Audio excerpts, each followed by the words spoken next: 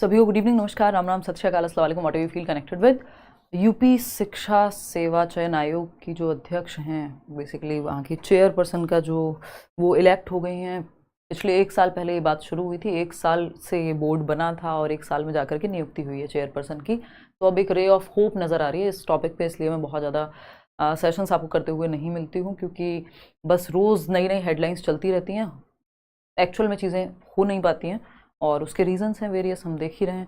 तो कुछ 2-4 बातें हैं, जैसे एक तो ये 27,000 भर्ती की बात पहले आ ही चुकी है सामने कि 2 महीने में कराना है, और जो रिक्त पद हैं, हालांकि कोई बहुत बड़ा नंबर है सच नहीं है, कुछ फ्रेश नई वैकेंसी ज़्यादा आती तो समझ में आता। अभी इस पर भी देखते हैं ये कहाँ तक पहुँच पाएगा। 2 महीने के अंदर अंदर कराने की बात हुई है, उस पर भी चर्चा करेंगे।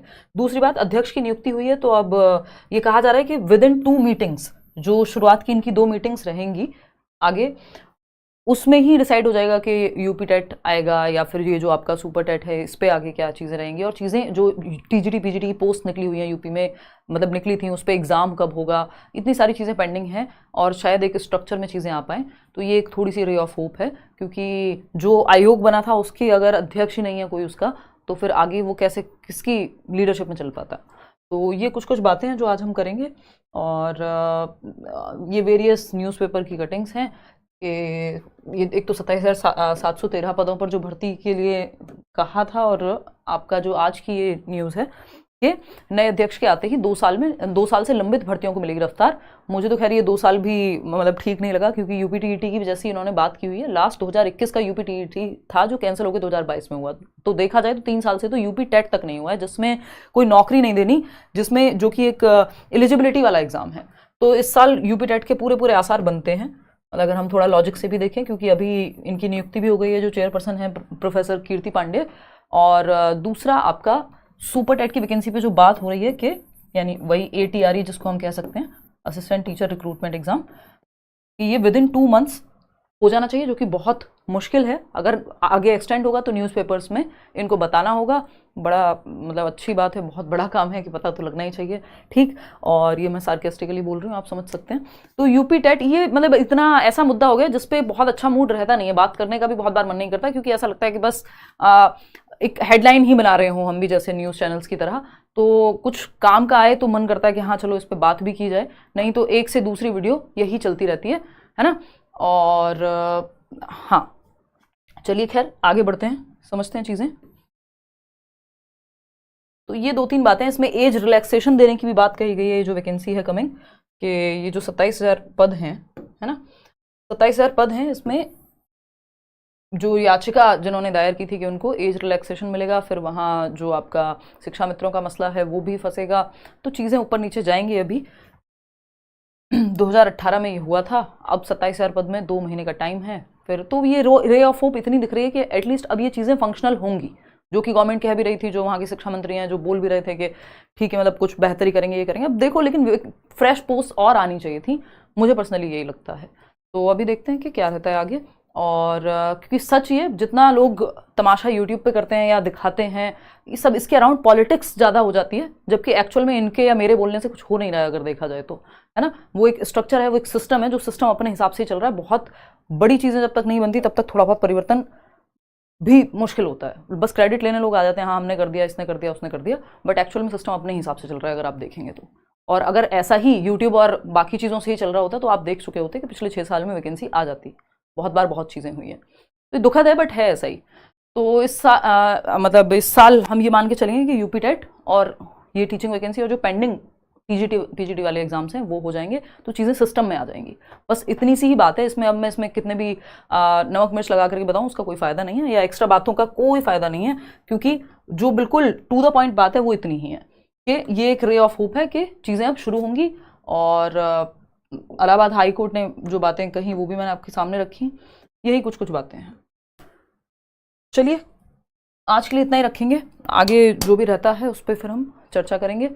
और 5 सितंबर की बात रही, मैं कोशिश पूरी करूंगी नामदेव। और टीचर्स का काम वैसे मेजरली पढ़ाना ही है, अब आप उसको बैच बेचना कह लीजिए या कुछ और कह लीजिए। अच्छा, इससे मुझे याद आया, अभी कोई लिख भी रहा था कि क्या सिलेबस चेंज होगा या फिर टीचिंग वो लाइफ स्किल पढ़ा दीजिए। लाइफ स्किल आता था आज से 6 साल पहले, अब चेंज तो होगा ही होगा, इतना तो निश्चित है कि अगर नई वैकेंसी आ रही है तो चेंज ना हो फिर तो मतलब पॉसिबल नहीं है कि सिलेबस में कोई चेंज ना हो, एज इट इज हो जाए। मुझे नहीं लगता, करने को कोई कुछ भी कर दे, लेकिन मुझे पर्सनली ऐसा नहीं लगता। अगर सारे एग्जाम्स का पैटर्न देखें तो इतने टाइम बाद अगर कोई भी एग्जाम होता है तो उसमें चेंजेस आते हैं सिलेबस में। तो उसके लिए बेहतर है कि आप इंतजार करें, अपनी जो भी डीएलएड, बीटीसी, बीएड, इन सब की जो किताबें हैं वो पढ़ लें। बाकी बैच आएगा, ऑफ कोर्स बिल्कुल आएगा, क्योंकि अगर पढ़ाई करेंगे और समय होगा प्रॉपर। एक तो हमारा ये नहीं कि हम बैच लें, सिलेबस ना हो पाए और वो सब चीज़ें नहीं करते, कभी नहीं किया। केवीएस में भी सिलेबस कंप्लीट कराया, चाहे 2 महीने का टाइम हो, 1.5 महीने का टाइम हो, घर पे कितनी भी दिक्कत हो, है ना।